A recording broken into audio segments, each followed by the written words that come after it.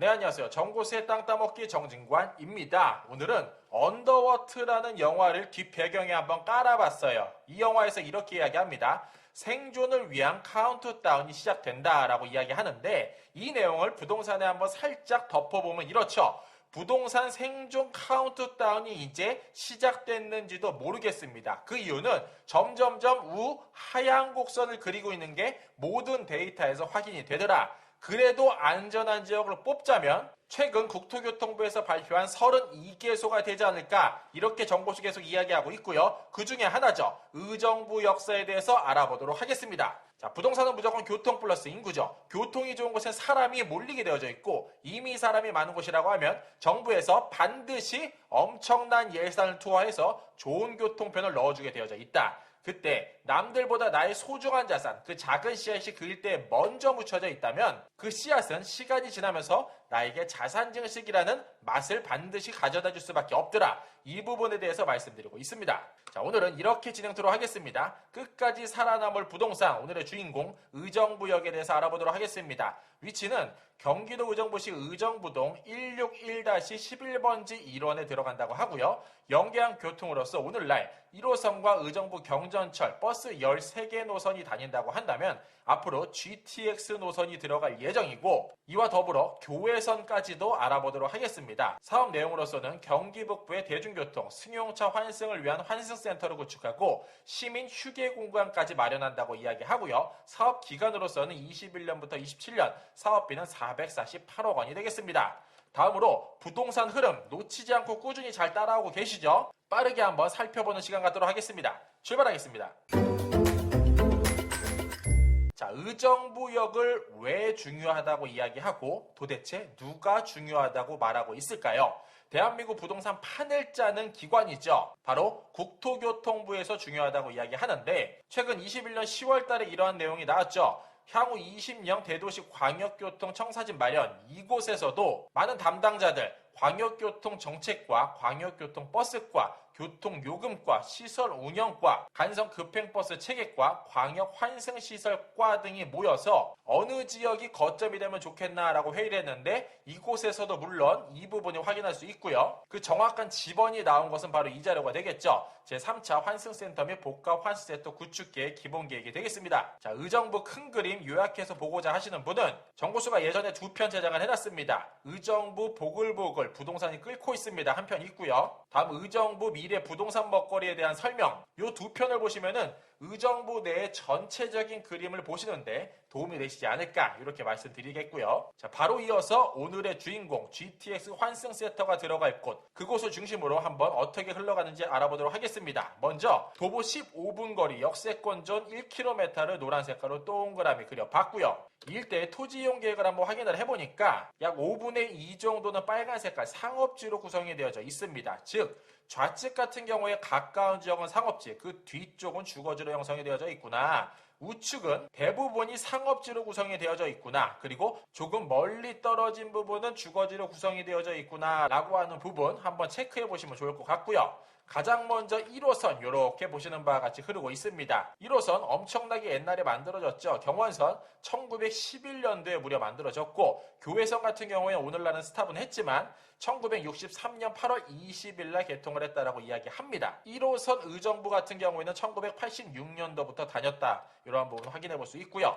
다음으로 그 옆쪽으로 의정부 경전철이 오늘날 다니고 있죠. 이거 같은 경우에는 지하가 아니라 지상으로 들어가서 어떻게 보면 약간 시대를 역행해서 들어가는 철도 노선이 아닌가라는 생각이 들 정도로 사실 조금 흉물스러운 느낌도 살짝 들고요. 이건 어디까지나 정보수 개인적인 의견입니다. 결정적으로 많은 사람들이 탑승을 하지 않아요. 그래서 똥돈 썼다, 헛돈 썼다 이러한 평가 받고 있는 노선이고요. 이 엄청난 예산 다른 데 썼으면 어떨까 이러한 좀 아쉬움이 남습니다.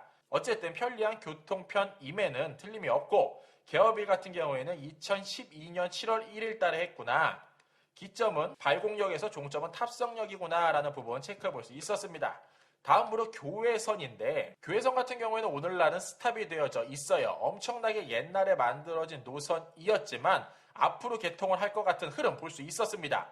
언제쯤 달리나 봤더니 2024년쯤 달릴 거로 예상이 되고요. 이러한 부분 잘 진행되고 있나 나라장터 조달청 사이트에 들어가서 봤더니 21년 10월, 21년 9월, 7월 달에 입찰 공고 내용을 확인해 볼 수 있었습니다. 그 내용은 교외선 능곡서부터 의정부 간 통신설비 개량 실시 설계 용역, 신호설비 개량, 노반 개량 공사, 궤도 개량 공사, 지반조사 이렇게 직접적으로 움직임을 확인해 볼 수 있는 예산이 투하돼서 공사업체를 선정하고 있는 모습 확인해 볼 수 있었고요. 그 노선도는 이렇게 흘러가죠. 능곡서부터 고향의 최고 대장주죠. 대곡역을 찍고 다정, 원능, 삼능, 벽제, 일영, 장흥, 송추, 의정부까지 들어가는 노선이 되겠다. 참고하시면 좋을 것 같습니다. 자, 다음으로 오늘의 주인공이죠. 이 하늘 색깔 노선이 되겠는데 바로 의정부역 GTX C노선이 되겠습니다. 그 위쪽으로는 덕정역 자리하고 있고 그 아래쪽으로는 창동역이 있습니다. 결정적으로 C노선 같은 경우에는 강남 삼성역, 앞으로 강남역 중심에서 삼성역 중심으로 모든 게 개편된다. 이렇게 정보수 계속 말씀드리고 있죠. 이 일대를 환승하지 않고 하나, 둘, 셋, 네 정거장만 달리면 도착을 하게 되더라. 엄청나게 파급력이 센 노선, 바로 의정부로 들어가더라. 이렇게 참고하시면 좋을 것 같고 오늘의 주인공 의정부역 바로 이 자리에 위치하고 있습니다. 자, 의정부역 과거서부터 한번 살짝 살펴볼게요. 1966년부터 86년까지 이러한 모습을 그리고 있었다고 하죠.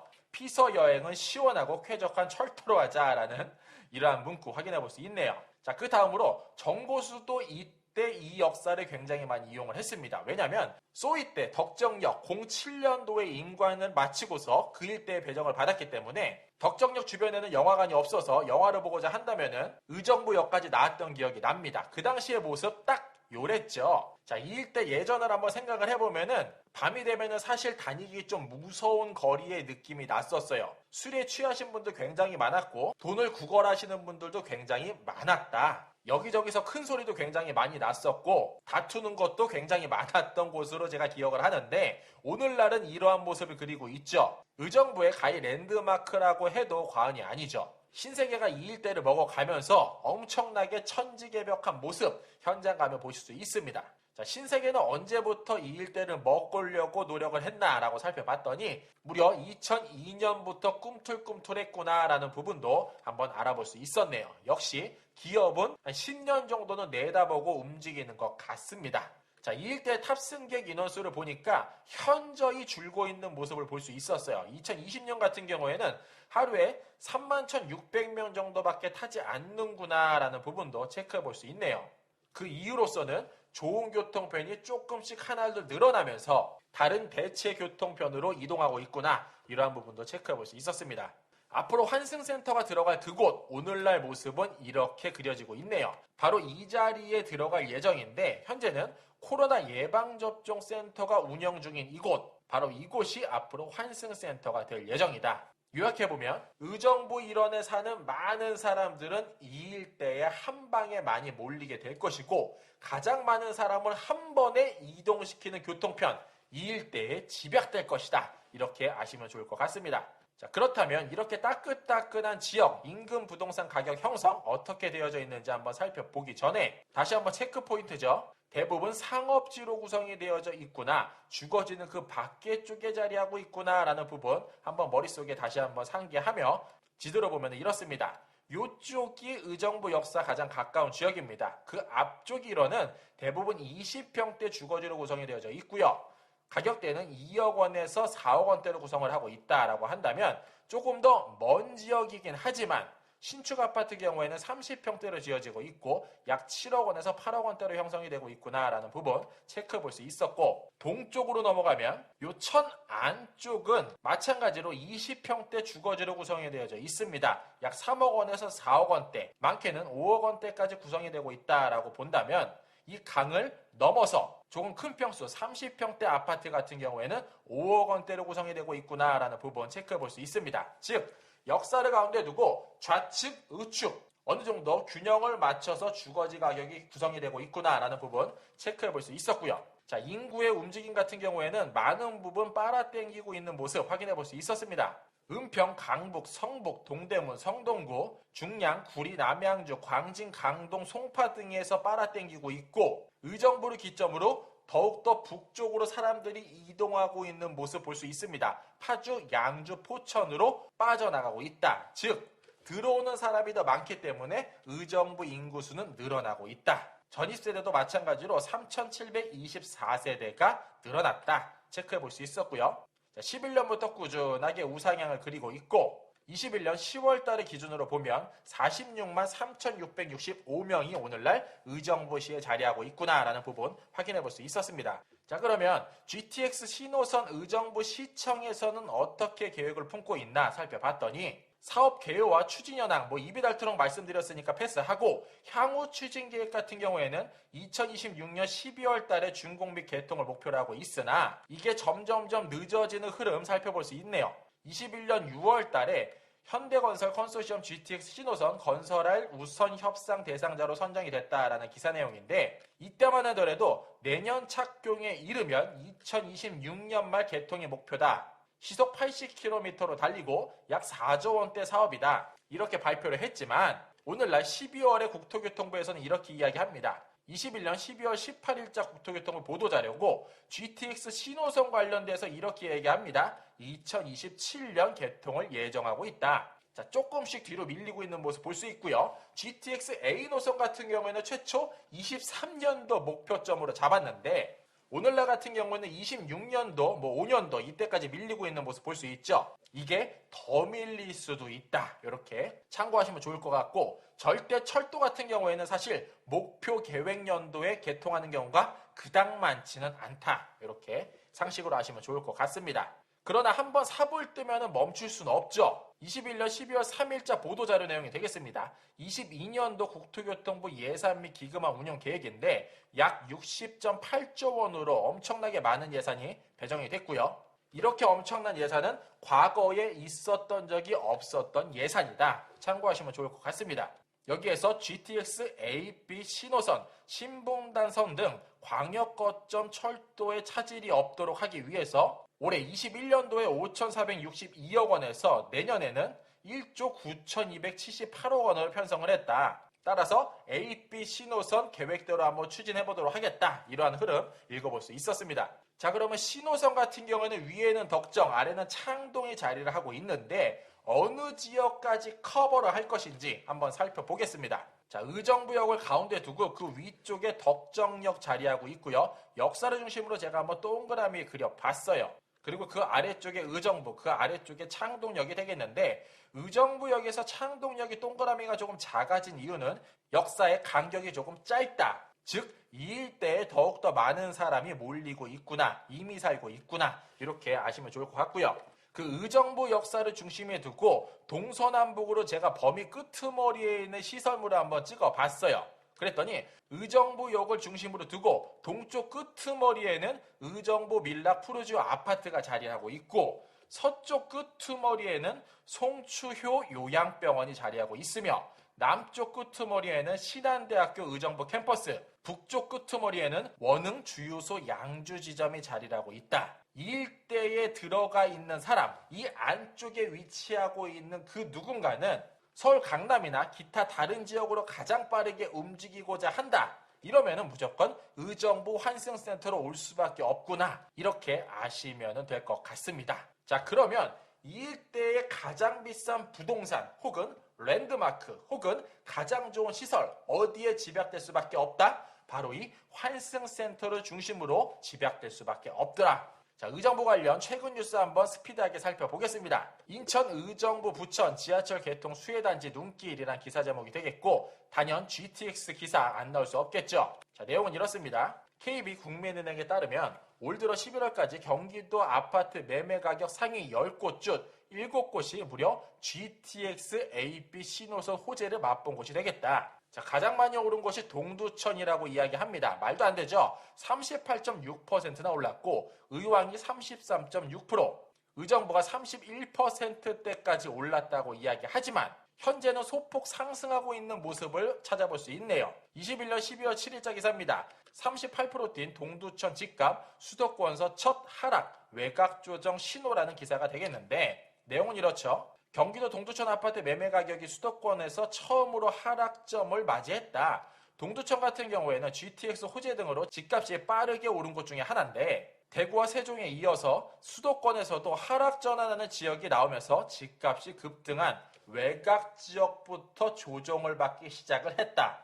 자, 한 장의 사진으로 보면 이렇습니다. 이 뒤에 있는 게 풍선 모양이고요. 정부에서 정책과 규제로 풍선을 눌러요. 그래서 끄트머리까지 팽팽하게 늘어났던 이 풍선이 쪼그라들기 시작을 하고 있다. 요게 데이터로 보이고 수치로도 보이더라. 이러한 흐름이 되겠고 제가 실제로 바람 빠진 풍선 사진을 한번 보여드릴게요. 자, 요 바람, 입으로 바람 부는 요 지역이 강남이라고 한번 제가 쳐보면 풍선은 강남이라는 곳을 기점으로 점점 부풀어 올라가기 시작을 합니다. 서쪽은 여의도가 되겠죠. 어쨌든 인구 집중 유발시설을 기점으로 해서 점점 부풀어 올라가는데 가장 땡땡하고 팽팽하게 늘어나는 지역은 그 끄트머리, 요 위쪽이나 요 옆쪽 이쯤이 되겠죠. 이게 바로 오늘날 동두천이었다라고 한다면 바람이 점점 빠지기 시작을 하니 요 끄트머리 쪽이 조금씩 찌글찌글해지기 시작을 했다. 이러한 흐름 한번 살펴볼 수 있었지만 오늘날 엄청나게 오른 집값을 고려해 본다면은 글쎄요. 얼마나 더 빠지고 얼마나 더 찌글찌글해져야 원상복구가 될까? 이러한 생각 아니 들 수 없네요.